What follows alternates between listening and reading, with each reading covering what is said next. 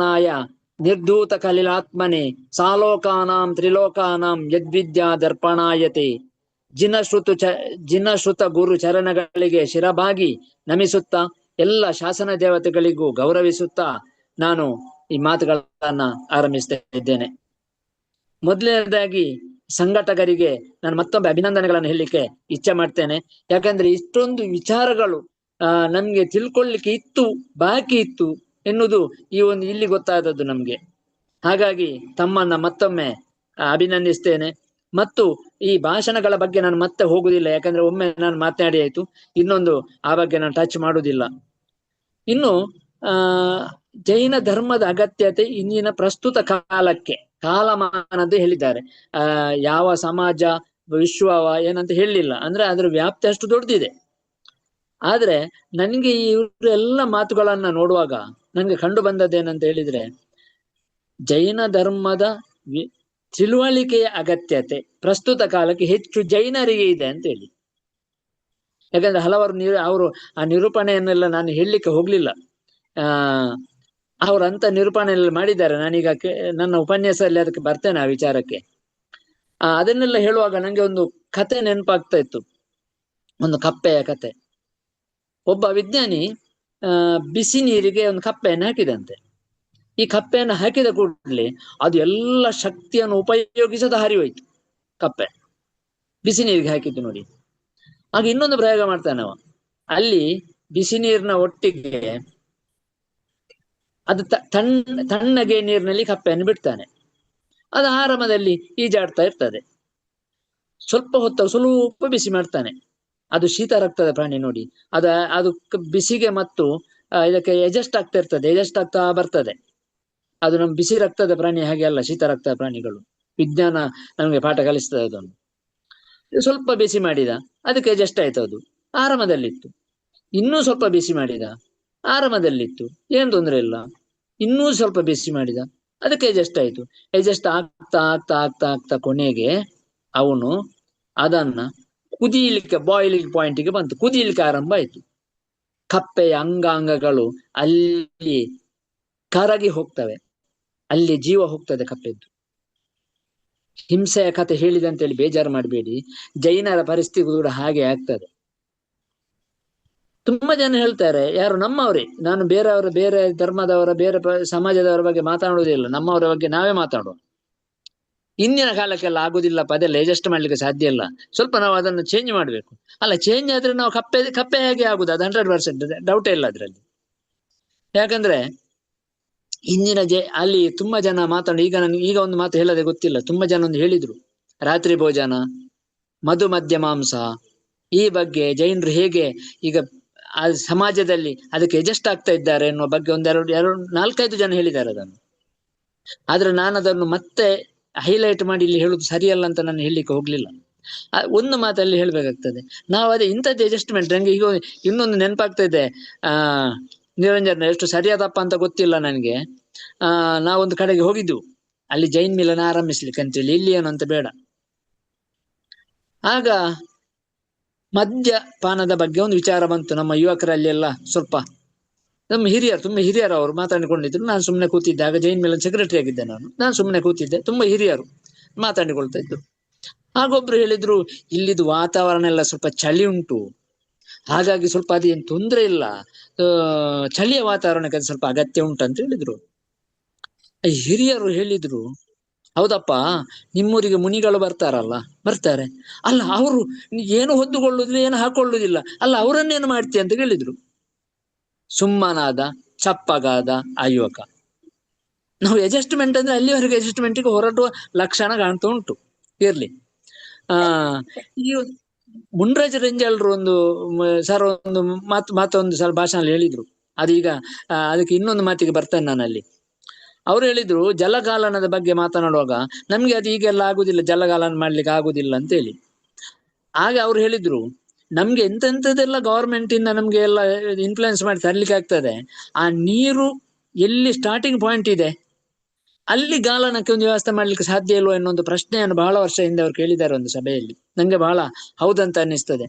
ಈ ಮಾತು ಯಾಕೆ ಹೇಳ್ತಾ ಇದ್ದೇನೆ ಅಂತ ಹೇಳಿದ್ರೆ, ಮೊನ್ನೊಬ್ಬರು ವೈದಿಕರು ವೈದಿಕರು ಮಾತಾಡ್ತಾ ಮಾತಾಡ್ತಾ ನನ್ನ ಹೇಳ್ತಾರೆ ಹೇಳಿದ್ರು, ಅವ್ರು ಇತ್ತೀಚೆಗೆ ಪಂಜಾಬಿಗೆ ಹೋಗಿದ್ರು, ಅವರಿಗೆ ಒಂದು ಮದುವೆ ಇತ್ತು ಅವರ ಮನೆಯದ್ದು. ಪಂಜಾಬಿಗೆ ಹೋಗುವಾಗ ಅವ್ರು ಫಸ್ಟ್ ಟೈಮ್ ಸ್ಟೇಟಿನ ಇಷ್ಟು ದೂರಕ್ಕೆ ಹೊರಗೆ ಹೋಗುವಂಥದ್ದು. ಅಲ್ಲಿ ಹೊರಗೆ ಹೋಗುವಾಗ ವಿಮಾನದಲ್ಲಿ ಹೋದವರು, ಅಲ್ಲಿ ತುಂಬಾ ಹೋಟ್ಲಿಗೆಲ್ಲ ಹೋದ್ರು. ಎಲ್ಲ ಕಡೆಯಲ್ಲಿ ಅವ್ರೊಂದು ಕಾರ್ಡ್ ಸಿಗ್ತಾ ಇತ್ತು, ಜೈನ್ ಫುಡ್ ಅಂತ ಹೇಳಿ. ಅವ್ರಿಗೆ ಆಶ್ಚರ್ಯ ಆಯ್ತಂತೆ, ಜೈನ್ ಫುಡ್ ಅಂದ್ರೆ ಏನು ಅಂತ ಹೇಳಿ. ಹಾಗೆ ಯಾರು ಕೇಳಿದ್ರೆ ಹೇಳಿದಂತೆ, ಜೈನ್ ಫುಡ್ ಅಂತ ಹೇಳಿ ಅದಕ್ಕೆ ಇದು ಬೆಳ್ಳುಳ್ಳಿ ನೀರುಳ್ಳಿ ಎಲ್ಲ ಹಾಕುದಿಲ್ಲ, ಅದು ಬಹಳ ಇದು ಸಾತ್ವಿಕ ಆಹಾರ, ಇಲ್ಲಿ ಜೈನರು ಅದನ್ನು ಉಪಯೋಗಿಸ್ತಾರೆ, ಬೇರೆ ಏನನ್ನು ಮುಟ್ಟುವುದಿಲ್ಲ ಅಂತ ಹೇಳಿದ್ರಂತೆ ಅವರು. ಆಗ ಅವರಿಗೆ ನಮ್ಮ ಒಡನಾಟ ತುಂಬಾ ಚೆನ್ನಾಗಿದೆ, ತುಂಬಾ ಚೆನ್ನಾಗಿದೆ. ನಮ್ಮ ಫ್ಯಾಮಿಲಿಗಳ ಹತ್ರ ಜೈನರ ಎಲ್ಲ ತುಂಬಾ ಚೆನ್ನಾಗಿ ಒಡನಾಟ ಇದೆ ಅವರಿಗೆ. ಅವರೊಂದು ಮಾತು ಹೇಳಿದ್ರು ನನ್ನ ಹತ್ರ, ಅಲ್ಲ ವಕೀಲ್ರೆ, ಉತ್ತರದಲ್ಲಿ ನಾನು ಹೋದಾಗ ಅಲ್ಲಿ ಜೈನ್ ಫುಡ್ ಅಂತೇಳಿ ವಿಮಾನದಲ್ಲಿ ನಿಮ್ಗೆ ಇನ್ಫ್ಲುಯೆನ್ಸ್ ಮಾಡಿ ಹಾಕ್ಲಿಕ್ಕೆ ಆಗಿದೆ, ವಿಮಾನ ಕಂಪನಿಗಳಿಗೆ. ಯಾವುದೇ ಸ್ಟಾರ್ ಹೋಟೆಲ್ಗೆ ನಾನು ಹೋದಾಗ್ಲೂ ಅಲ್ಲಿ ಜೈನ್ ಫುಡ್ ಅಂತ ಸಿಗ್ತಾ ಇತ್ತು. ಚಿನ್ನ ಚಕ್ಕ ಹೋಟೆಲ್ಗೆ ಹೋದ್ರು ಜೈನ್ ಫುಡ್ ಅನ್ನುವಂತ ಕಾರ್ಡ್ ತಂದಿರ್ತಿದ್ದವ. ನಿಮ್ಗೆ ಇಷ್ಟೆಲ್ಲ ಇನ್ಫ್ಲುಯೆನ್ಸ್ ಇರುವಾಗ ನೀವು ನಿಮ್ಮ ಫಂಕ್ಷನ್ಗಳಲ್ಲಿ ಯಾಕೆ ಇದನ್ನು ಉಪಯೋಗಿಸ್ತೀರಿ? ಇದು ಇನ್ನೊಬ್ರ ಹತ್ರ ಹೇಳಿದೆ ನಾನು, ನಮ್ಮವ್ರ ಹತ್ರ. ಅವ್ರದ್ದು ಬಿಡ, ಸುಮ್ಮನೆ ಅವ್ರು ಕೂಡ ತಿಂತಾರೆ, ಅವ್ರು ತಿಂತಾರೆ, ನನ್ಗೆ ಗೊತ್ತುಂಟು, ಮನೆಯಲ್ಲಿ ಉಪಯೋಗಿಸಬಹುದು, ನಾನು ಇಲ್ಲ ಅಂತ ಹೇಳುದಿಲ್ಲ. ಆದ್ರೆ ಅವರುಗಳು ನಮ್ಮ ಊರಿನ ವೈದಿಕರು ಇವತ್ತಿಗೂ ಫಂಕ್ಷನ್ ನಲ್ಲಿ ನೀರುಳ್ಳಿ ಬೆಳ್ಳುಳ್ಳಿ ಉಪಯೋಗಿಸುವುದಿಲ್ಲ. ಇದು ನನ್ಗೆ ಸಾಕ್ಷಾತ್ ಗೊತ್ತಿರುವಂತ ವಿಚಾರ. ಅಷ್ಟೇ ಅಲ್ಲ, ಅವರ ವೈದಿಕ ಪುರೋಹಿತರುಗಳು ಮನೆಯಲ್ಲಿ ಟೇಬಲ್ ಅಲ್ಲಿ ಊಟ ಮಾಡ್ತಾರೇನ, ಇಲ್ಲಿ ಸಭೆಯಲ್ಲಿ ಅವರು ಇವತ್ತಿಗೂ ನೆಲಲ್ಲಿ ಕೂತ್ಕೊಂಡು ಊಟ ಮಾಡ್ತಾರೆ. ಇದು ನಾನು ಕಣ್ಣಾರೆ ನಾನು ನೋಡಿದವ. ಅವರಿಗೆ ಸಾಧ್ಯ ಆದದ್ದು ನಮ್ಗೆ ಯಾಕೆ ಸಾಧ್ಯ ಆಗುದಿಲ್ಲ ಅನ್ನೋದು ನನ್ನ ಪ್ರಶ್ನೆ ನಿಮ್ಮ ಹತ್ರ ಸ್ನೇಹಿತರೆ. ಯಾಕಂದ್ರೆ ಇಲ್ಲಿ ನಮ್ಮ ಮನೆಯಲ್ಲಿ ಒಂದು ಫಂಕ್ಷನ್ಗೆ ನಾವೊಂದು ಅಡಿಗೆಯವ್ರ ಹತ್ರ ಹೇಳಿದೆ, ಸರ್ ಇದು ಅಲ್ಲ ಅದು ಸ್ವಲ್ಪ ಅದನ್ನೆಲ್ಲ ನಮ್ಗೆ ನಿಲ್ಲಿಸಿ ಮಾಡ್ಲಿಕ್ಕೆ. ಇಲ್ಲ ಹೋಗಿಲ್ರಿ, ಅದು ಎಲ್ರು ಅದೇ ಬೇಕಂತ ಹೇಳ್ತಾ ಇದ್ದಾರೆ. ಇದು ಬಹಳ ಆಶ್ಚರ್ಯವಾದ, ಯೋಚನೆ ಮಾಡಬೇಕಾದ ವಿಚಾರ ಪ್ರಸ್ತುತ ಕಾಲಕ್ಕೆ. ಯಾಕೆಂದ್ರೆ ವೈದಿಕರ ನಾನು ಉದಾಹರಣೆ ಕೊಟ್ಟದ್ದೇ ಅದಕ್ಕೆ. ಆ ವೈದಿಕರು ಹೇಳಿದ ಮಾತು ಪ್ರಸ್ತುತ ಕಾಲಕ್ಕೆ ಆಹಾರ ಪದ್ಧತಿ ನಮ್ದು ಶ್ರೇಷ್ಠ ಇದೆ ಜೈನರಿದ್ದು, ಅವ್ರು ರೆಸ್ಪೆಕ್ಟ್ ಕೊಡ್ತಾ ಇದ್ದಾರೆ ಅದಕ್ಕೆ ನಾವು ಯಾಕೆ ಬಿಡ್ತಾ ಇದ್ದೇವೆ ಎನ್ನುವುದನ್ನ ನಾವೇ ಆತ್ಮವಿಮರ್ಶೆ ಮಾಡಿಕೊಳ್ಬೇಕು ಸ್ನೇಹಿತರೆ. ಇದು ಇನ್ನೊಂದು ಇಂದಿನ ಕಾಲಕ್ಕೆ ಹೇಗೆ ಅದು ಅಂತೇಳಿ ಒಮ್ಮೆ ಕಾರ್ಕಳದ ಸ್ವಾಮೀಜಿಯವರು ಮಾತಾಡ್ತಾ ಒಂದು ಮಾತು ಹೇಳಿದ್ರು. ಜೈನ ಧರ್ಮ ತುಂಬಾ ಜನ ಹೇಳ್ತಾರೆ ಇದಕ್ಕೆ ಏನಕ್ಕೆ ಕಷ್ಟ ಅಂತ ಹೇಳಿ ಅದನ್ನು ಅನುಸರಣೆ ಮಾಡ್ಲಿಕ್ಕೆ. ಆದ್ರೆ ಅವರು ಉದಾಹರಣೆ ಕೊಟ್ರು, ಜೈನ ಧರ್ಮವನ್ನು ಕಠಿಣ ಕಾಣುವ ಹಾಗೆ ಯಾಕೆ ಇಟ್ಟುಕೊಂಡಿದ್ದಾರೆ ಅಂತ ಹೇಳಿ. ಯಾಕೆ ಇಟ್ಟುಕೊಂಡಿದ್ದಾರೆ ಅನ್ನೋದು ಅವರ ಪ್ರಶ್ನೆ. ಯಾಕಂತ ಹೇಳಿ ಆ ತೆಂಗಿನಕಾಯಿ ಹಾಗೆ ಅಂತ, ತೆಂಗಿನಕಾಯಿ ಒಡಿಲಿಕ್ಕೆ ಕಷ್ಟ ಉಂಟು, ತುಂಬಾ ದಪ್ಪದ ಇದಿದೆ ಅದಕ್ಕೆ, ಸಿಪ್ಪೆ ಇದೆ, ಸಿಪ್ಪೆಯಿಂದ ಒಳಗೆ ಕೂಡ ಗೆರಟೆ ಕೂಡ ತುಂಬಾ ದಪ್ಪ ಇದೆ, ಒಡಿಲಿಕ್ಕೆ ಆಗುದಿಲ್ಲ. ಸ್ವಲ್ಪ ಅಲ್ಲಿ ಕತ್ತಿಯನ್ನ ದಪ್ಪ ಗಟ್ಟಿಯಾದ ವಸ್ತು ಬೇಕು. ಒಡೆದ್ರೆ ಅಮೃತದಂತ ನೀರು, ಅಮೃತದಂತ ಆಹಾರ ಅದರೊಳಗಿದೆ, ಅದಕ್ಕೆ ಸಾದೃಶ್ಯವಾದದ್ದು ಯಾವುದೂ ಇಲ್ಲ. ಶ್ರೀಫಲ ಅಂತ ಹೇಳ್ತೇವೆ ನಾವು ಅದನ್ನು. ಹೊರಗಿನಿಂದ ಸ್ವಲ್ಪ ಕಠಿಣವಾದದ್ದು ಯಾಕಂತ ಹೇಳಿದ್ರೆ ಅದರಲ್ಲಿ ಡೈಲ್ಯೂಷನ್ಸ್ ಅಂದ್ರೆ ಆ ಏನು ಅಡ್ಜಸ್ಟ್ಮೆಂಟ್ಗಳು ಬರಬಾರ್ದಂತ ಹೇಳಿ ಅಷ್ಟು ಸರಿಯಾಗಿ ಇಟ್ಟಿದ್ದಾರೆ. ಇನ್ನು ಈ ಜಲಗಾಲನದ ಬಗ್ಗೆ ಕೂಡ ತುಂಬಾ ಜನ ಹೇಳಿದ್ರು. ಅದರಲ್ಲಿ ನಾನೊಂದು ಇದು ಮಾಹಿತಿಯನ್ನ ನಿಮ್ಮ ಹತ್ರ ಹಂಚಿಕೊಳ್ಳೇಬೇಕು ನಾನು. ಏನಂತ ಹೇಳಿದ್ರೆ, ಬಹಳ ಹಿಂದೆ 2011ರಲ್ಲಿ ಅಂತ ಕಾಣ್ತೇವೆ, ರೂಪಾ ಅಯ್ಯರ್ ಎನ್ನುವಳು ಉದಯವಾಣಿಯಲ್ಲಿ ಒಂದು ಲೇಖನಗಳನ್ನು ಬರೀತಾ ಇದ್ಲು. ಅವಳು ಒಂದ್ಸಲ ಬರೀತಾಳೆ, ಆಫ್ರಿಕಾದ ದೇಶಗಳಿಗೆ ವಿಶ್ವ ಆರೋಗ್ಯ ಸಂಸ್ಥೆ ಒಂದು ವಿಚಾರವನ್ನ ಬುಲೆಟಿನ್ ಅಂದ್ರೆ ಒಂದು ಪ್ರಕಟಿಸ್ತದೆ. ಏನಂತ ಹೇಳಿದ್ರೆ, ಅಲ್ಲಿ ಒಂದು 6 ಮಡಿಕೆ ಇರುವಂತ ವಸ್ತ್ರವನ್ನ, ದಪ್ಪ ವಸ್ತ್ರವನ್ನ 6 ಮಡಿಕೆ ಮಾಡಿ ಅದರಲ್ಲಿ ನೀರನ್ನು ಸೋಸಿದ್ರೆ ಯಾವುದೇ ರೀತಿಯ ಜೀವಿಗಳು ಅದರಲ್ಲಿ ಪಾಸಾಗಿ ಮುಂದೆ ಹೋಗುವುದಿಲ್ಲ. ಬಡ ರಾಷ್ಟ್ರಗಳಿಗೆ ಇದೊಂದು ಅತ್ಯಂತ ಸರಿಯಾದ ಜಲಗಾಲನದ ಅಂದ್ರೆ ನೀರನ್ನು ಸೋಸುವ ವಿಧಾನ ಅಂತೇಳಿ WHO ನವರು ಕನ್ಸಿಡರ್ ಮಾಡಿದ್ದಾರೆ. ಇದು ಒಂದೇ ಅಗತ್ಯ ಸಾಕಲ್ಲ ನಮ್ಗೆ ಜೈನ ಧರ್ಮದ ಅಗತ್ಯತೆ ಇವತ್ತಿಗೂ ಇನ್ನೂ ಕೆಲವಿದೆ ಸ್ನೇಹಿತರೆ. ಇನ್ನೊಂದು, ರಾತ್ರಿ ಭೋಜನ ತ್ಯಾಗ ಬಹುಶಃ ಅಯ್ಯಂಗಾರ್ ಹೋಟೆಲ್ಗಳಲ್ಲಿ ಇವತ್ತಿಗೂ ಇಲ್ಲ ಅಂತ ಹೇಳಿ ನನ್ಗೆ ಮಾಹಿತಿ ಇದೆ, ಸರಿಯಾ ತಪ್ಪ ಗೊತ್ತಿಲ್ಲ. ಇನ್ನೊಬ್ರು ನನ್ನ ಸ್ನೇಹಿತರು ಇಂಗ್ಲೆಂಡ್ ಇಂದ ಬಂದವರು ಹೇಳಿದ್ರು, ಇಂಗ್ಲೆಂಡ್ನ ಅಲ್ಲಿ ವಯಸ್ಸಾದವರು ಅಲ್ಲಿಯ ಸಮಯಕ್ಕೆ ಸರಿಯಾಗಿ 6:30 7 ಗಂಟೆ 4:15 5 ಗಂಟೆ ಒಳಗೆ ಸಂಜೆ ಆಹಾರವನ್ನು ತಕೊಳ್ತಾರೆ ಈಗಲೂ ಅಲ್ಲಿಯ ಹಿರಿಯರು ಅಂತ ಹೇಳಿ ಅವ್ರು ನನ್ನ ಹತ್ರ ಮಾಹಿತಿಯನ್ನು ಹಂಚಿಕೊಂಡ್ರು. ಎಷ್ಟು ಸರಿಯಾ ತಪ್ಪ ಅಂತ ಗೊತ್ತಿಲ್ಲ. ನನ್ನ ಹತ್ರ ಒಂದು ಮಾತು ಹೇಳಿದೆ, ನಾನಾಗ ರಾತ್ರಿ ಭೋಜನ ನಮ್ದೊಂದು ಕ್ರಮ ಉಂಟು, ಫಲಾರ ಪಲ್ಯ ಉಂಡಿ ತಿನ್ನುವುದು. ನನಗೆ ಮಹಾರಾಜರು ರಾತ್ರಿ ಭೋಜನ ತ್ಯಾಗ ಕೊಡುವಾಗ ಹೇಳಿದ್ರು, ನಿಮ್ದು ಇಲ್ಲಿದ್ದು ಉಂಟಲ್ಲ ಎಂತದ್ದು ಪುಂಡಿ ಪಲ್ಯ ಅದೆಲ್ಲ ರಾತ್ರಿ ಭೋಜನದಲ್ಲಿ ಬರ್ತದೆ, ಅದನ್ನು ಬಿಡುದಾದ್ರೆ ಮಾತ್ರ ನಿನ್ಗೆ ಆಹಾರ ತ್ಯಾಗ ಕೊಡ್ತೇನೆ ಅಂತ ಹೇಳಿದ್ರು. ಮತ್ತೆ ಒಪ್ಪಿಕೊಂಡೆ, ಆಹಾರ ತ್ಯಾಗವನ್ನ ಮಾಡಿಸಿದ್ರು. ಹಾಗೆ ಹೇಳುವಾಗ ಮೊನ್ನೆ ಇತ್ತೀಚೆಗೆ ನನಗೊಂದು ಸ್ವಲ್ಪ ಅನಾರೋಗ್ಯ ಆದಾಗ ನಾನೊಂದು ವೈದ್ಯರಲ್ಲಿ ಹೋದಾಗ ಅವ್ರು ಹೇಳಿದ್ರು, ನೀವು ರಾತ್ರಿ ಏನ್ ಮಾಡ್ತೀರಿ? ಇಲ್ಲ, ರಾತ್ರಿ ಭೋಜನ ಬಿಟ್ಟಿದ್ದೇನೆ ಅಂತ ಹೇಳಿದೆ ನಾನು. ಸರಿಯಾದ ವಿಚಾರ. ಅದೇ ನಿಮ್ಮ ಧರ್ಮದಲ್ಲಿ ಅದಿರುವಾಗ ನಿಮ್ಗೆಲ್ಲ ಬಿಟ್ರೆ ಏನು? ರಾತ್ರಿ 10 ಗಂಟೆಗೆಲ್ಲ ತಿಂದುಕೊಂಡು ಅದು ನಿಜವಾಗಿ ಹೆಲ್ತಿಗೆ ಸರಿ ಇಲ್ಲ. ಇದು ಒಬ್ರು ವೈದ್ಯರು ಹೇಳಿದ ಮಾತು. ಅವ್ರು ಖುಷಿ ಆಯ್ತು ನಾನು ರಾತ್ರಿ ಭೋಜನ ತ್ಯಾಗ ಮಾಡಿದ್ರು ಅನಾರೋಗ್ಯ ಬಂದಿದೆ, ಅದು ಬೇರೆ ವಿಚಾರ. ಆದ್ರೆ ಅವ್ರು ರಾತ್ರಿ ಭೋಜನ ತ್ಯಾಗದ ಬಗ್ಗೆ ಶುರುವಿಗೆ ನನಗೆ ಪ್ರಶ್ನೆ ಕೇಳಿದ್ದವರು, ನೀವು ರಾತ್ರಿ ತಿನ್ನುವುದನ್ನು ನಿಲ್ಲಿಸಿ ಎನ್ನುವ ದೃಷ್ಟಿಯಲ್ಲಿ. ಮತ್ತೆ ನಾನು ಬಿಟ್ಟಿದ್ದೇನೆ ಅಂತ ಹೇಳುವಾಗ ಆ ವಿಚಾರವನ್ನು ಬಿಟ್ರು ಅವರು. ಮತ್ತೆ ಈಗಿನ ಕಾಲಕ್ಕೆ ಇನ್ನು ಮತ್ತು ಪ್ರಸ್ತುತತೆ ಏನಂತ ಹೇಳಿದ್ರೆ, ಈ ಜೈನ ಧರ್ಮ ಯಾಕೆ ಪ್ರಸ್ತುತತೆ ಅಂತ ಹೇಳಿದ್ರೆ, ಕೆಲವೊಂದು ಕಷ್ಟ ಕಾರ್ಪಣ್ಯಗಳಿಗೆ ಜೈನ ಧರ್ಮದಲ್ಲಿ ಅದ್ಭುತವಾದ ಉತ್ತರ ಇದೆ. ಅದರಲ್ಲಿ ಒಂದು, ಭಯೋತ್ಪಾದನೆ. ಎಲ್ಲೆಲ್ಲೂ ಭಯೋತ್ಪಾದನೆ ಇವತ್ತು ಆಗ್ತಾ ಇದೆ. ಈ ಭಯೋತ್ಪಾದನೆಗೆ ಒಂದು ನೇರಾದ ಉತ್ತರ ಅನೇಕಾಂತವಾದ. ಭಯೋತ್ಪಾದನೆ ಯಾಕೆ ಆಗ್ತದೆ ಅಂತ ಹೇಳಿದ್ರೆ ಅದು ಏಕಾಂತವಾದದಿಂದ. ಬಹಳ ಜನ ಭಾಷಣ ಸ್ಪರ್ಧೆಯಲ್ಲಿ ಅದನ್ನು ಉಲ್ಲೇಖಿಸಿದ್ದೀರಿ. ಅದಕ್ಕೆ ಉತ್ತರ ನಮ್ಮ ಅನೇಕಾಂತವಾದ. ಇನ್ನೊಂದು ಭ್ರಾಂತಿಯಿಂದ ಕ್ರಾಂತಿಗೆ ಹೋಗುದು. ಕ್ರಾಂತಿಯಿಂದ ಕ್ರಾಂತಿಗೆ ಮಾಡುದಲ್ಲ, ಭ್ರಾಂತಿಯಿಂದ ಕೆಲವರು ಕ್ರಾಂತಿಗೆ ಹೋಗುದಂತ ಉಂಟು. ನಕ್ಸಲಿಸಮ್ ಇನ್ನೊಂದು ಇಸಮ್ಗಳನ್ನು ಇಟ್ಕೊಂಡು. ಅದಕ್ಕೊಂದು ಅದ್ಭುತವಾದ ಉತ್ತರ ನಮ್ಮ ಹತ್ರ ಇದೆ. ಅದು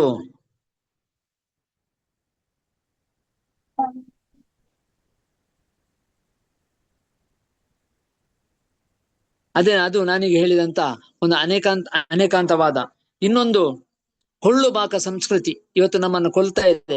ಎಲ್ಲಿವರೆಗೆ ಅಂತ ಹೇಳಿದ್ರೆ, ಚಿಕ್ಕ ಚಿಕ್ಕ ಮಕ್ಕಳಿಗೆ ಕೊಳ್ಳು ಬಾಕ ಸಂಸ್ಕೃತಿ ಎಲ್ಲಿವರೆಗೆ ಬಂದಿದೆ ಅಂತ ಹೇಳಿದ್ರೆ, ಮೊನ್ನೆ ನನ್ನ ಸಂಬಂಧಿಕರೊಬ್ರು, ನಾನು ಶಿವಮೊಗ್ಗಕ್ಕೆ ಹೋದಾಗ ಅವರ ಪುಳ್ಳಿ ಮೊಮ್ಮಗಳು ಹೇಳ್ತಾಳೆ, ಅಜ ಒಂದು 10 ರೂಪಾಯಿ ಕೊಡಿ. ಯಾಕಮ್ಮ? ಏನಾದ್ರೂ ಕೊಂಡ್ಕೊಳ್ಳೋಣ. ಅಲ್ಲ, ಏನಾದ್ರೂ ಕೊಂಡ್ಕೊಳ್ಳೋಣ, ಅವಳಿಗೆ ಏನೋ ಕೊಂಡ್ಕೊಳ್ಬೇಕಂತಲೇ ಗೊತ್ತಿಲ್ಲ, ಏನಾದ್ರೂ ಕೊಂಡ್ಕೊಳ್ಳೋಣ, ಅಲ್ಲಿಗೆ ಹೋಗ್ಬಿಟ್ಟು ಏನೋ ತಂದ್ಬಿಡೋಣ. ಅವಳಿಗೆ ತರೋದೇನಂತಲೂ ಗೊತ್ತಿಲ್ಲ, ಕೊಂಡುಕೊಳ್ಳೋದಂತಲೂ ಏನಂತಲೂ ಗೊತ್ತಿಲ್ಲ. ಅಂತ ಕೊಳ್ಳು ಭಾಗ ಸಂಸ್ಕೃತಿಗೆ ನಮ್ಮ ಯುವ ಜನತೆ ಇವತ್ತು ಈಡಾಗ್ತಾ ಇದೆ. ಅದಕ್ಕೆ ಉತ್ತರ ಅಸ್ಥೇಯ ಅಪರಿಗ್ರಹದಲ್ಲಿದೆ. ಇನ್ನೊಂದು, ನಮ್ಮ ಆಹಾರ ಸಂಸ್ಕೃತಿಯ ಬಗ್ಗೆ ಕೂಡ ಆಹಾರ ಸಂಸ್ಕೃತಿಯ ಬಗ್ಗೆ ನಾನು ಇನ್ನೊಂದು ಮಾತು ಹೇಳ್ಬೇಕು. ಇಲ್ಲಿ ಪಿಯಾತ್ರೋ ದಲ್ಲವಾಲೆ ಅಂತ ಹೇಳಿ ಸ್ಪೇನ್ ನಿಂದ ಒಬ್ಬ ಯಾತ್ರಿಕ ಬರ್ತಾನೆ. ಆ ಸ್ಪೇನ್ ನ ಯಾತ್ರಿಕ ಅವನ ವರದಿಯಲ್ಲಿ ಬರೀತಾನೆ, ನಮ್ಮ ದಕ್ಷಿಣ ಕನ್ನಡದ ಮಂಗಳೂರಿನ ರಾಣಿ ಅಬ್ಬಕ್ಕನ ಅರಮನೆಗೆ ಬರ್ತಾನೆ ಅವನು. ತುಂಬಾ ವರ್ಣನೆ ಇದೆ ಅಬ್ಬಕ್ಕನ ಬಗ್ಗೆ, ಪೋರ್ಚುಗೀಸರನ್ನೆಲ್ಲ ಹೊಡೆದು ಓಡಿಸಿದವಳು. ಅಲ್ಲಿ ಅವನಿಗೆ ಬ್ಯಾಂಬೂ ಟ್ರೀಸ್ ಅಂದ್ರೆ ಕಣಿಲೆದ್ದು ಉಪ್ಪಿನಕಾಯಿ ಹಾಕಿದ್ರಂತೆ.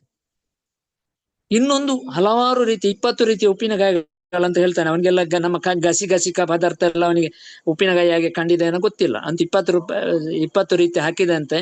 ಈ ಬ್ಯಾಂಬೂ ಟ್ರೀಯನ್ನ ಕರಿ ಅಂದ್ರೆ ಪಲ್ಯ ಮಾಡ್ಲಿಕ್ಕೆ ಉಪಯೋಗಿಸುವುದು ಇಂಡಿಯಾದಲ್ಲಿ ನಾನು ಫಸ್ಟ್ ಟೈಮ್ ನೋಡಿದ್ದು. ಇದಕ್ಕಿಂತ ಮುಖ್ಯವಾಗಿ ಇನ್ನೊಂದು ಮಾತು ಹೇಳ್ತಾನೆ ಅವನು, ನಮ್ಮ ದೇಶದವರು ಆರೋಗ್ಯ ಯಾಕೆ ಹಾಳಾಗ್ತಾ ಇದೆ ಅಂತ ಹೇಳಿದ್ರೆ, ನಾವು ಬೇಕಿಂಗ್ ವಸ್ತುಗಳನ್ನು ತಿಂತ ಇದ್ದೇವೆ, ಉಪಯೋಗಿಸ್ತಾ ಇದ್ದೇವೆ. ಇದು ಆವತ್ತು ಹೇಳಿದ್ದು 16ನೇ 17ನೇ ಶತಮಾನದಲ್ಲಿ ಹೇಳಿದ್ದನ್ನು ನಾನು ಇವತ್ತು ಹೇಳ್ತಾ ಇದ್ದೇನೆ, ಇವತ್ತು ನಿನ್ನಲ್ಲ. ಭಾರತೀಯರ ಆರೋಗ್ಯ ಚೆನ್ನಾಗಿದೆ ಯಾಕಂತ ಹೇಳಿದ್ರೆ ಅವ್ರು ಬೇಕ್ಡ್ ಐಟಮ್ಸ್ ಅನ್ನು ತಿಂತ ಇಲ್ಲ, ನ್ಯಾಚುರಲ್ ಐಟಮ್ಸ್ ಅನ್ನ, ಅವ್ರ ನ್ಯಾಚುರಲ್ ವಸ್ತುಗಳನ್ನ ಹಾಗೆ ಉಪಯೋಗಿಸ್ತಾ ಇದ್ದಾರೆ. ಅದು ಅವರ ಆರೋಗ್ಯಕ್ಕೆ ಕಾರಣ ಆಗಿದೆ ಅಂತ ಹೇಳಿ ಆ ಒಂದು ಪಿಯಾತ್ರೋ ದಲ್ಲವಾಲೆ ಮಾತಲ್ಲಿ ಹೇಳ್ತಾನೆ. ನಾವ್ ಯಾಕೆ ಬೇಕರಿಗೆ ಹೋಗ್ತಾ ಇದ್ದೇವೆ ಅಂತ ಗೊತ್ತಿಲ್ಲ. ಮೊನ್ನೆ ನನಗೆ ಇನ್ನೊಮ್ಮೆ ಒಂದು ಅನಾರೋಗ್ಯ ಆಯ್ತು. ಆ ಅನಾರೋಗ್ಯ ಆದಾಗ ಸ್ವಲ್ಪ ಲಿವರ್ ಪ್ರಾಬ್ಲಮ್ ಆಯ್ತು ನನಗೆ. ಹಾಗೂ ವೈದ್ಯರ ಬಳಿಗೆ ಮತ್ತೆ ಹೋದೆ ನಾನು. ಅವರು ಮೊದಲು ನನಗೆ ನಿಷೇಧ ಮಾಡಿದ್ದೇನಂತ ಹೇಳಿದ್ರೆ, ವಕೀಲ್ರೆ ನೀವು ಅಲ್ಲಿ ಎಲ್ಲ ಹೋಗ್ತೀರಿ, ಇಲ್ಲಿ ಎಲ್ಲ ಹೋಗ್ತೀರಿ, ಹೋಟ್ಲಿಗೆ ಹೋಗ್ತೀರಿ ಎಲ್ಲ ಗೊತ್ತುಂಟು, ನೀವು ಮೊದಲು ಆ ಬೇಕ್ಡ್ ಐಟಮ್ಸ್ ಅನ್ನು ಬಿಡಬೇಕು, ಬೇಕ್ಡ್ ಐಟಮ್ಸ್ ಅನ್ನು ಬಿಡುದಾದ್ರೆ ಮದ್ದು ಕೊಡ್ತೇನೆ ಅಂತ ಹೇಳಿದ್ರು. ಅಲ್ಲ ನಿಮ್ಗೆ ಯಾಕೆ ಇಷ್ಟ ಹಾಗೆ ಅಂತ ಹೇಳಿದೆ ಅವ್ರ ಹತ್ರ, ಅವ್ರು ಮುಸ್ಲಿಂ, ಇಷ್ಟ ಹಾಗೆ ಅಂತ ಹೇಳಿ. ಅಲ್ಲ ಅದು ಅದು ಸೀಕ ಸುರಾಗ್ಲಿಕ್ಕೆ ಅದೊಂದು ಬೇಕಡ್ ಐಟಮ್ಸ್ ಒಂದೇ ಕಾರಣ, ಬೇರೆ ಏನ್ ಬೇಕಂತ ಇಲ್ಲ ನಿಮ್ಗೆ. ಬೇಕಾದವರು ಯಾರು ನನ್ಗೆ ಹೊಡಿಲಿಕ್ಕೆ ಬರಬೇಡಿ ದಯವಿಟ್ಟು ನಾಳೆಯಿಂದ. ಆದ್ರೆ ಅವ್ರು ಹೇಳಿದಂತ ಮಾತು ಅದು. ಹಾಗಾಗಿ ನಾವು ನಮ್ಮ ಆಹಾರ ಪದ್ಧತಿಯನ್ನು ಯಾಕೆ ಬದಲಿಸ್ತಾ ಇದ್ದೇವೆ ಅಂತ ಹೇಳಿ ನಮ್ಗೆ ಗೊತ್ತಿಲ್ಲ. ಈ ಬಗ್ಗೆ ಹಿರಿಯರು ಮಾರ್ಗದರ್ಶನವನ್ನು ನೀಡಬೇಕಂತ ಹೇಳಿ ನನ್ನ ಯೋಚನೆ ಇದೆ. ಇನ್ನು ಇನ್ನೊಬ್ರು ನನ್ನ ಆತ್ಮೀಯ ಸ್ನೇಹಿತರು ಒಂದು ಮಾತು ಯಾವಾಗ್ಲೂ ಹೇಳ್ತಾ ಇದ್ರು, ಏನಂದ್ರೆ ಜೈನ ಧರ್ಮದ ವಿಚಾರಗಳನ್ನ ಪಾಲಿಸ್ಲಿಕ್ಕೆ ಕಷ್ಟ ಇದೆ, ತುಂಬಾ ಕಷ್ಟ ಇದೆ. ಆದ್ರೆ ಕೆಲವೊಂದು ವಿಚಾರಗಳನ್ನ ಪಾಲಿಸ್ಲಿಕ್ಕೆ ತುಂಬಾ ಸುಲಭ ಇದೆ. ಜೈನ ಧರ್ಮಕ್ಕೆ ಕೆಲವು ನಿಷೇಧಗಳಿದೆ. ಏನು? ನೀನ್ ಯಾರಿಗೂ ಹೊಡಿಬೇಡ, ನೀನ್ ಯಾರ ಹತ್ರ ಕೋಪ ಮಾಡಿಕೊಳ್ಬೇಡ, ನೀನ್ ಯಾರ ಹತ್ರವು ಯಾರಿಗೆ ಹಿಂಸೆ ಮಾಡ್ಬೇಡ. ಯಾರು ಮಾಡ್ಬೇಡ ಅಂತ ಹೇಳಿದ್ದು? ನೀನು ಮಾಡ್ಬೇಡ ಅಂತ ಹೇಳಿದ್ದು. ನಾನು ಮಾಡದಿದ್ರೆ ಮುಗೀತಲ್ಲಿ, ಅಲ್ಲಿಗೆ ಪ್ರಾಬ್ಲಮ್ ಸಾಲ್ವ್ ಆಯ್ತಲ್ಲ. ಹಾಗಾದ್ರೆ ಪಾಲಿಸ್ಲಿಕ್ಕೆ ಏನು ಕಷ್ಟ ಇದೆ? ನಾವು ಸುಲಭಕ್ಕೆ ಯಾವ್ದು ಕಷ್ಟ ಆಗ್ತದೆ ಅದನ್ನೆಲ್ಲ, ಅದು ರಾತ್ರಿದ್ದಾಗುದಿಲ್ಲ ಮಾರ, ಬೆಳಿಗ್ಗೆದ್ದಾಗುದಿಲ್ಲ, ಎಲ್ಲೆಲ್ಲಿಗೆ ಹೋಗ್ತೇವೆ ಮಾರ, ನಾವು ಇದನ್ನ ಹೇಳುದು. ಪಾಲಿಸ್ಲಿಕ್ಕೆ ಸುಲಭ ಉಂಟು ಅಂತ ಹೇಳುದು ಅವರು. ಇನ್ನೊಬ್ಬರಿಗೆ ಹೊಡಿಬೇಡ, ಇನ್ನೊಬ್ಬರಿಗೆ ಬೈಬೇಡ, ಇನ್ನೊಬ್ಬರ ಬಗ್ಗೆ ಅಸಹ್ಯ ಪಡಬೇಡ, ಇನ್ನೊಬ್ಬರ ವಸ್ತುವಿನೆಲ್ಲ ಆಸೆ ಇಡ್ಬೇಡ. ಇದೆಲ್ಲ ನಿನ್ಗೆ ಹೇಳಿದ್ದು, ಬೇರೆಯವರಿಗೆ ಅಲ್ಲ. ಆಗ ನಾನು ಇನ್ನೊಂದು ಮಾತು ಅದನ್ನು ಯೋಚನೆ ಮಾಡ್ತಾ ಇಷ್ಟು ಸ್ವಲ್ಪ ಉದ್ದ ಹೋಯ್ತು, ಕ್ಷಮಿಸಿ. ಏನಂತ ಹೇಳಿದ್ರೆ, ನಮ್ಮ ಕ್ರಾಂತಿಯ ಭ್ರಾಂತಿಗಳು ಅಂತಂತ ಹೇಳಿದಲ್ಲ ನಾನು. ಈ ಕ್ರಾಂತಿಯ ಭ್ರಾಂತಿಗಳು ಏನ್ ಮಾಡ್ತಾರೆ ಅಂತ ಹೇಳಿದ್ರೆ, ಎಲ್ಲದಕ್ಕೂ ಇನ್ನೊಬ್ಬರೊಂದು ದೂರುದು, ಎಲ್ಲದಕ್ಕೂ ಇನ್ನೊಬ್ಬರೊಂದು ದೂರುದು. ಅವ ಹಾಗೆ ಮಾಡಿ ನನ್ಗೆ ಬಡತನ ಆಯ್ತು, ಅವ ಅಷ್ಟೆಲ್ಲ ವಸ್ತುಗಳನ್ನು ಕೂಡಿ ಹಾಕಿದ ಕಾರಣ ನನ್ಗೆ ಅವಕಾಶಗಳು ಸಿಗ್ಲಿಲ್ಲ. ಇದು ಕ್ರಾಂತಿಯ ಮೂಲ ಬೀಜ. ಅದ್ ನಂಗೆ ಮೊದ್ಲಿನ ಅದು ಭ್ರಾಂತಿ ಅಂತ ಗೊತ್ತಾಗ್ತಾ ಇತ್ತು. ಆದ್ರೆ ಇವತ್ತು ನಾನು ನಿರಂಜನ್ ಸರ್ ಹೇಳಿದ್ದಾರೆ, ಏನೆಲ್ಲ ಮಾತಾಡೋದು ಯೋಚನೆ ಮಾಡೋದು, ಇದು ಬಹಳ ಚೆನ್ನಾಗಿ ಬಂತು. ನಮ್ಮ ಕರ್ಮ ಸಿದ್ಧಾಂತ ಇದೆಯಲ್ಲ, ನಿನ್ನ ಕರ್ಮಕ್ಕೆ ನೀನೇ ಹೊಣೆ ಅಂತೇಳಿ, ಅದನ್ನೊಮ್ಮೆ ಯೋಚನೆ ಮಾಡುವ. ಆಗ ಇನ್ನೊಬ್ರು ಯಾವಾಗಾದ್ರೂ ಹೊಣೆ ಆಗ್ತಾರ? ಇನ್ನೊಬ್ರು ಹೊಣೆ ಮಾಡ್ಲಿಕ್ಕೆ ಯಾವಾಗ ಸಾಧ್ಯ ಆಗುದಿಲ್ಲ. ಆಗ ಈ ರಕ್ತ ಕ್ರಾಂತಿಗಳು ಆಗುವ ಸಂಭವ ಇದೆಯಾ? ನಕ್ಸಲಿಸಮ್ ಆಗ್ಲಿ, ಇನ್ನೊಂದಾಗ್ಲಿ, ಮತ್ತೊಂದು ಯಾವುದೇ ಆಗ್ಲಿ, ಹೆಸರು ತೆಗೆಯುವುದು ಬೇಡ. ಅನೇಕ ಸಿದ್ಧಾಂತ ಅವರು ಆನ್ಲೈನ್ ಅಲ್ಲಿ ಯಾರೆಲ್ಲ ಇದ್ದೀರಿ ಅಂತ ಗೊತ್ತಿಲ್ಲ ನನಗೆ. ಸಾಧ್ಯ ಇದೆಯಾ? ಖಂಡಿತವಾಗಿಯೂ ಇಲ್ಲ. ಹಾಗಾಗಿರುವಾಗ ನಮ್ಮ ಕರ್ಮ ಸಿದ್ಧಾಂತ ಇದೆಯಲ್ಲ, ಅದು ಅದ್ಭುತವಾಗಿದೆ. ಮತ್ತು ಯಾವ ಕಾಲಕ್ಕೂ ಅದ್ರಷ್ಟು ಸರಿಯಾದ ಮತ್ತು ವೈಜ್ಞಾನಿಕವಾದ, ಅತ್ಯಂತ ಶುದ್ಧವಾದ, ಪರಿಶುದ್ಧವಾದ ಸಂಗತಿ ವಿಚಾರ ಬೇರೆ ಯಾವುದು ವಿಷಯದಲ್ಲಿ ಸಿಗ್ಲಿಕ್ಕೆ ಸಾಧ್ಯ ಇಲ್ಲ ಕರ್ಮ ಸಿದ್ಧಾಂತದಷ್ಟು. ನಾನು ಸ್ವತಃ ಅನುಭವಿಸಿ ಹೇಳುವಂಥದ್ದು.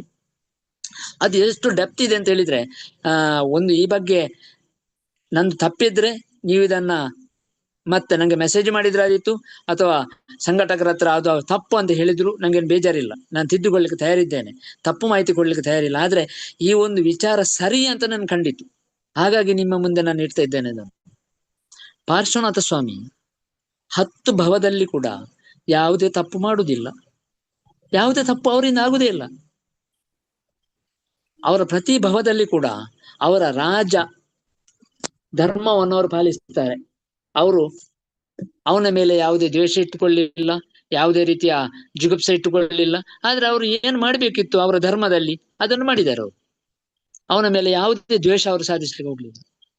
ಕೊನೆಗೆ ಆ ಪಂಚಾಗ್ನಿಯ ತಪಸ್ಸಿನಲ್ಲಿ ಕೂಡ ಅವ್ರೇನ್ ತಪ್ಪು ಮಾಡಿದ್ದಾರೆ? ಯಾವ ತಪ್ಪನ್ನು ಅವ್ರು ಮಾಡ್ಲಿಲ್ಲ. ಅಲ್ಲಿ ಹಿಂಸೆ ನಡೀತಾ ಇತ್ತು, ಆ 2 ಜೀವಿಗಳು ವಿಲವಿಲನೆ ಒದ್ದಾಡ್ತಾ ಇದ್ವು, ಅದನ್ನು ತೋರಿಸಿದ್ರು ಅಷ್ಟೇ. ನೋಡ ಅದು ಹೀಗೆ ಆಗ್ತಾ ಇದೆ, ಅದು ಸರಿಯಲ್ಲ, ಅದನ್ನು ನಿಲ್ಲಿಸು ಅಂತ ಹೇಳಿದ್ರು ಅಷ್ಟೇ. ಆದ್ರೆ ಅವರಿಗೆ ಯಾಕೆ ಉಪಸರ್ಗ ಬಂತು? ಉಪಸರ್ಗವನ್ನು ಯಾಕೆ ತಪ್ಪಿಸ್ಲಿಲ್ಲ? ಉಪಸರ್ಗ ಬಂತಲ್ಲ, ವಿಜಯ ಆಗಿದ್ದಾರೆ, ಅದು ಬೇರೆ ವಿಚಾರ. ಆದ್ರೆ ಉಪಸರ್ಗ ಬಂತಲ್ಲ, ಅದು ಕಮಠೋಪಸರ್ಗ ಅಂತ ಹೇಳಿ ಬಹಳ ಪ್ರಸಿದ್ಧವಾದ ಮಾತಿದೆ. ಅದು ಹೀಗೆ ನಮ್ಮ ಮುಡಾರ್ ಭರತರು ಅಂತ ಹೇಳಿ ದೊಡ್ಡ ಒಳ್ಳೆ ತುಂಬಾ ವಿದ್ವಾಂಸರು, ತುಂಬಾ ಆತ್ಮೀಯರು ನಂದು. ಅವ್ರ ಹತ್ರ ಮಾತಾಡ್ತ ಹೇಳಿ ನಂಗೆ ಯಾವಾಗ್ಲೂ ಇದೊಂದು ಕ್ವಶನ್ ತಲೆ ತಿಂತದೆ ಭರತಣ್ಣ, ಈಗ ಏನು ಉತ್ತರ ಅಂತ ಹೇಳಿ. ಅದು ಉತ್ತರ ಅಂತ ಹೇಳಿ ಅಷ್ಟು ಬರ್ಲಿಕ್ಕಿಲ್ಲ, ಆದ್ರೆ ಒಂದು ರೀಸನೇಬಲ್ ವಿಚಾರ ನಿಮ್ಮ ಹತ್ರ ಹೇಳ್ತೇನೆ, ಹೌದಂತ ಕಂಡ್ರೆ ಇಟ್ಟುಕೊಳ್ಳಿದ್ದಾನ ಅಂತ ಹೇಳಿದ್ರು. ಏನಂತ ಹೇಳಿದ್ರೆ, 10 ಜನ್ಮದಲ್ಲಿ ಕೂಡ ಅವನಲ್ಲಿ ಕಷಾಯ ಉತ್ಪತ್ತಿ ಆಯ್ತಲ್ಲ, ಈಗ ಇವರು ಮಾಡಿದ್ದು ಸರಿಯೇ ಇರ್ಬೋದು, ಆದ್ರೆ ಅವನಿಗೆ ಇವರು ಮಾಡಿದ್ದು ತಪ್ಪು ಕಂಡದ್ದು, ಅವನು ಸರಿಯೇ ಕಂಡದ್ದಲ್ಲ.